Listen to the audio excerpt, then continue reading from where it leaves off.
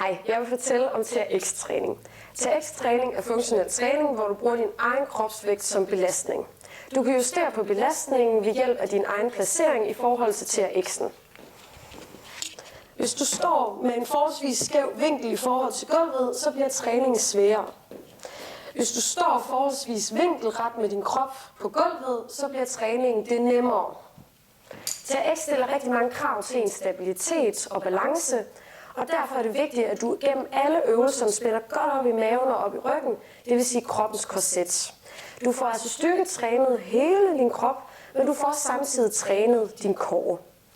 Jeg vil vise nogle øvelser, som er forholdsvis lette at gå til, hvis man ikke lige har stiftet bekendtskab med TRX'en før.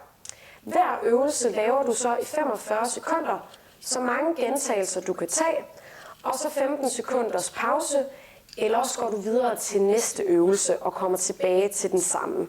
Det vil altså sige, at det kan foregå som en cirkeltræning. Så er det bare at komme i gang.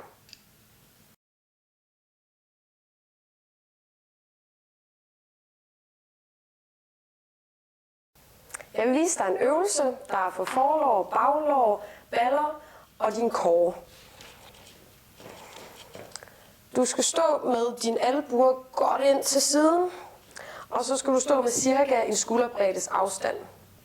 Så går du ned i en squat, og så kommer du op igen, men det skal hele tiden være dine ben, der laver det meste af arbejdet, så du skal kun lige trække dig op med armene, så du lige akkurat kan komme op.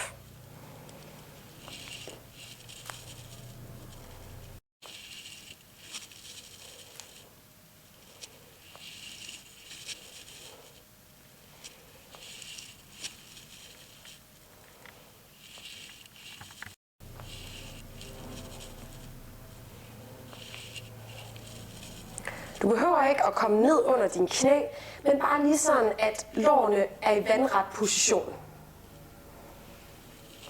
Således. Når du så er blevet rigtig god til den her øvelse, så kan du gøre det, at du laver den med kun et ben. Igen, albuerne godt ind til siden. Så går du ned, op, trækker dig op med armene, så du bare lige akkurat kan komme op, men det er benene, der skal lave det meste af arbejdet.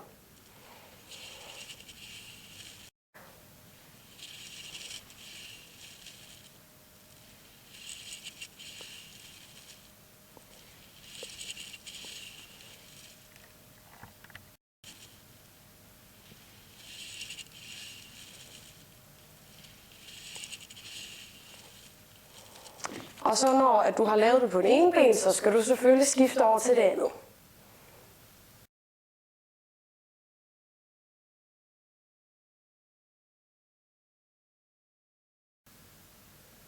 Jeg vil vise dig en øvelse for den øvre del af ryggen, nakkemusklerne og den bagerste del af skulderen.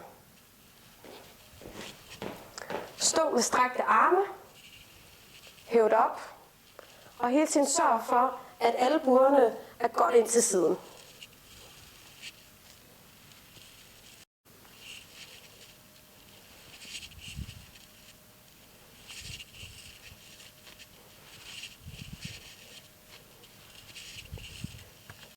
Hvis nu den her øvelse bliver lidt for hård, så kan du altid tage et halvt skridt tilbage.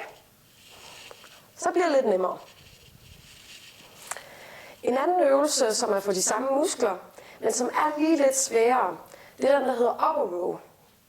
Igen, stå med strakte arme, men så har du overhåndsgreb. Så trækker du dig op, og så sørg for, at albuerne hele tiden peger ud til siden. Igen, bliver den lidt for hård her, kan du tage et halvt skridt tilbage.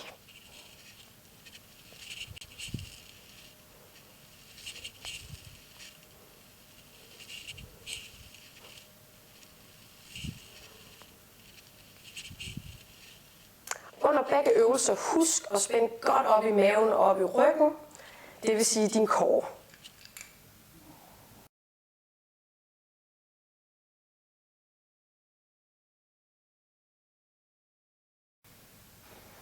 Jeg vil vise dig en øvelse, der er en lidt anden variation af lower row og upper row.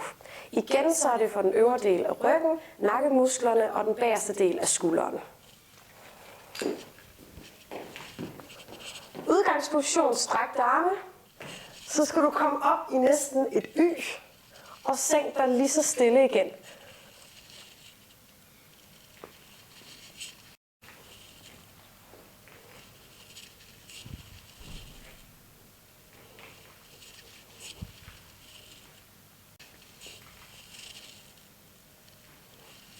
Bliver det for hårdt, tag lige et halvt skridt tilbage, så bliver øvelsen lidt nemmere.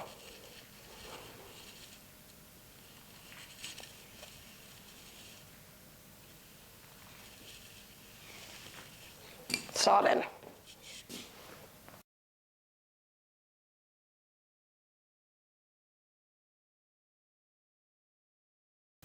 Jeg vil vise dig en øvelse for brystet, som sådan set er den klassiske armstræk, men den stiller større krav til din stabilitet. Selerne må ikke komme ind og røre dine arme. Så når de ikke gør det, så står du rigtigt.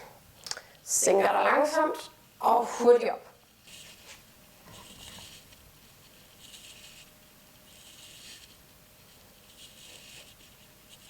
Sænker dig langsomt og hurtigt op. Hvis nu du gerne vil have den lidt sværere, så går du et halvt skridt tilbage. Hvis nu du gerne vil have den lidt lettere, så går du et halvt skridt frem. Husk under hele øvelsen at spænde godt op i maven og op i ryggen, det vil sige kroppens korset.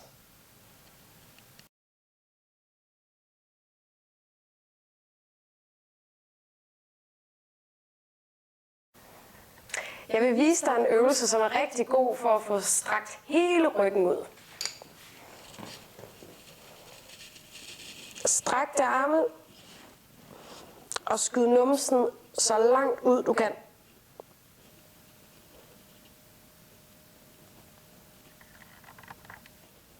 Og så holder du ellers bare strækket her.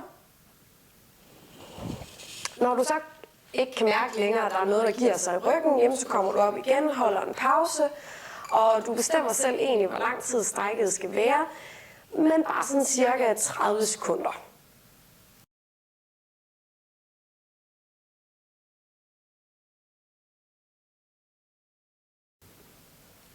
Jeg viser dig en rigtig god udstrækningsøvelse for brystet. Du starter med armene op over hovedet. Så læner du dig lidt fremad, så du faktisk næsten hænger i dine arme. Træk brystet godt frem, og lige hold strækket sådan 20-30 sekunder. Så flytter du armene ned, så de er lige ude for dine skuldre, så du cirka danner et T. Igen skyder brystet frem, hænger lidt i armene. Holder strækket de der 20-30 sekunder. Så fører du armen til lidt under skulderen. Igen, trækker dig godt frem, næsten hænger i armene, og holder strækket de 20-30 sekunder. På den her måde så får vi så fat i hele brystmusklen.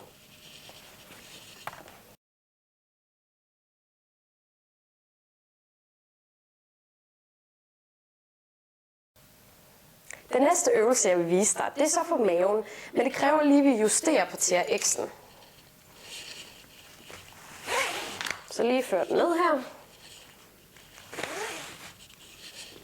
Så nu hænger håndtagene sådan cirka 25-30 cm over gulvet, og så er vi klar til at lave øvelsen. Så står du så her, stiv som et bræt.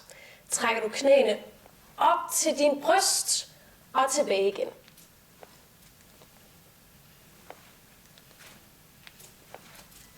Variation. Skiftevis det ene og det andet knæ.